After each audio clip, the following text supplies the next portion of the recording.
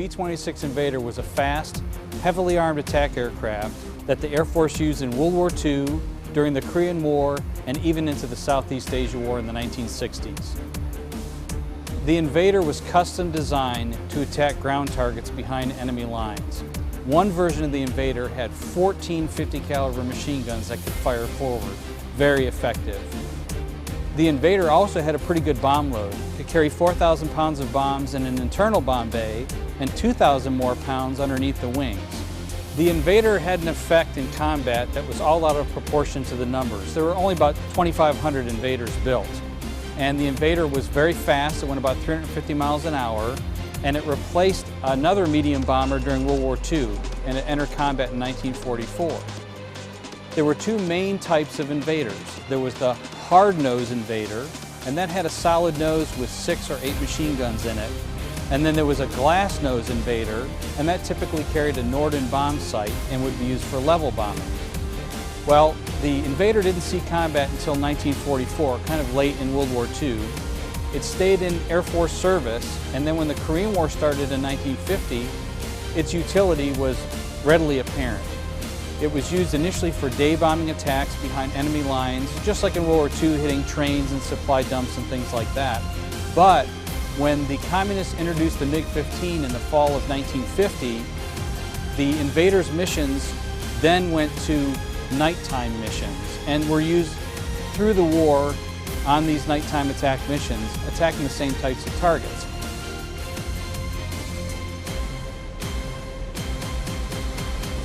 So the Invader story did not stop at the end of the Korean War, and even though this aircraft was designed and built in World War II, it was still an effective aircraft going into the late 50s and into the 1960s.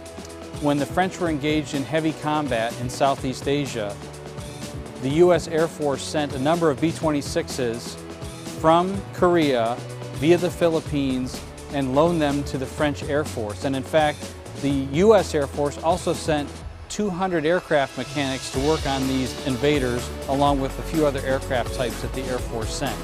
So the French used these Invaders in their combat against the Viet Minh in the mid-1950s. Later, early in the war in Southeast Asia, the U.S. Air Force sent, once again, these Invaders into combat because their speed, their loiter time, their range, and the powerful armament that they carried was still effective. Unfortunately, these Invaders were getting tired, and one Invader, its wings broke and it crashed, and that also happened here in the States.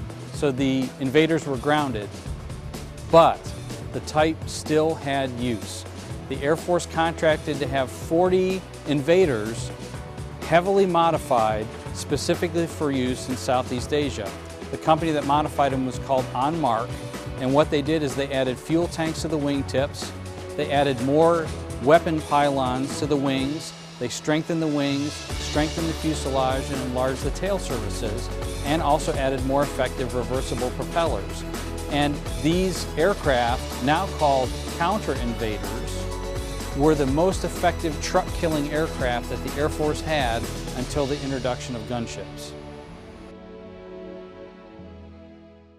This is a Martin B-26 Marauder named Flak. It's a medium bomber that flew with the 9th Air Force during World War II, and it's the American airplane that flew the most missions of any other during that conflict.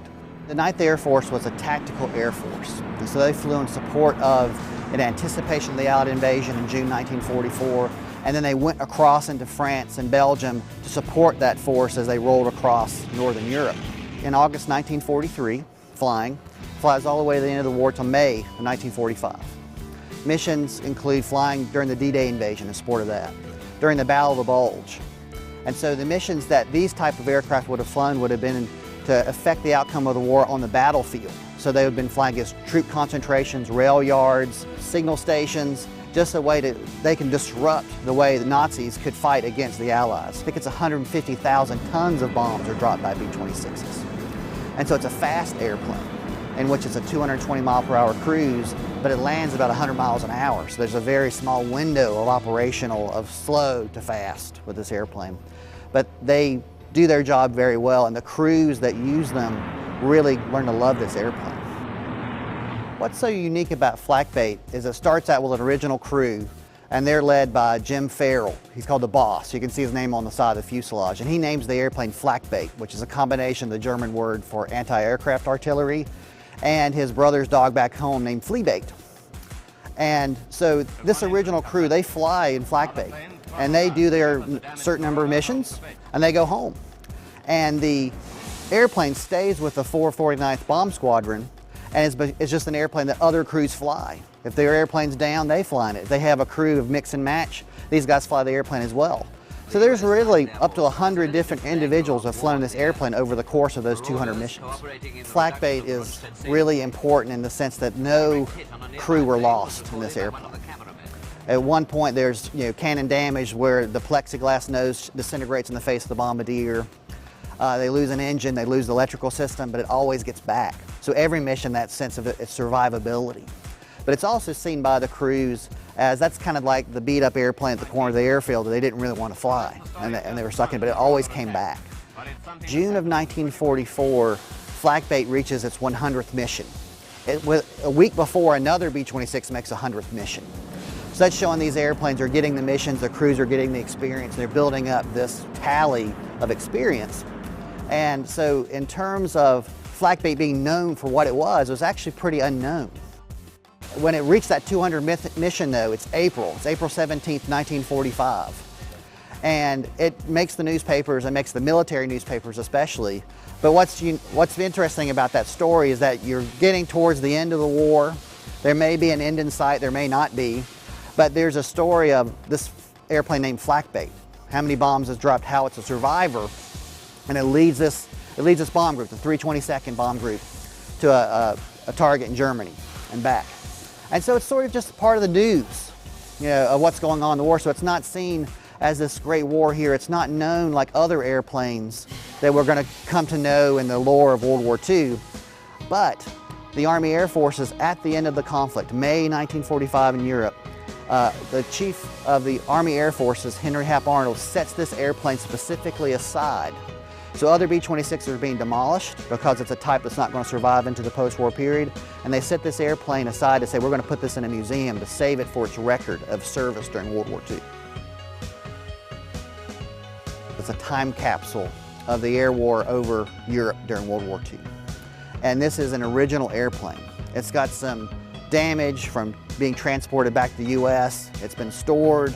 It's gotten dirtier over the years, but it's essentially as it was at the end of that conflict when it was disassembled. And so the primary goal of this project is to clean and stabilize and preserve the artifact and then put it on display as a fully assembled airplane, the first time it's been all together since 1946.